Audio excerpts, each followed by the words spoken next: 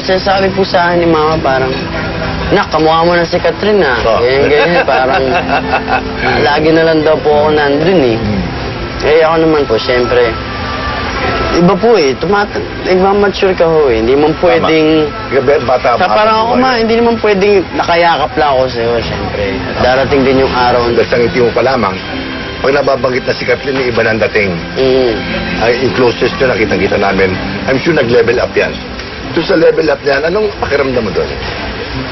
Siguro, sa bawat araw, sa unti-unting mga nangyayari, talagang mas nagiging tight yung samahan namin ni Catherine. Kumbaga, mas nakikilala namin ang isa't isa. At dati, normal na magkaibigan. Ngayon talagang iniisip na po namin ang isa't isa kahit hindi pa naman kami.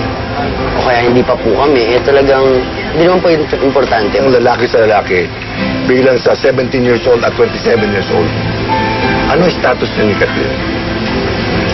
Siguro ko ngayon, sobrang close kami magkaibigan. Nagkakaintindihan po kami. Doon sa sobrang close niya ni Kathleen, hanggang saan patutunguhan niyang sobrang close na yan? Ang ending usually. Hindi ko po alam. Dahil siyempre nasa babae po ang sagot. Siyempre lalaki po tayo. Ano pa bang karapatan natin para Kumbaga tayo sabihin? nangangarap na sila Opo, tayo magpapatuloy. lang ang mag-aabang. Sila na po ang bahala magmaneho. Perfect chemistry kayo eh.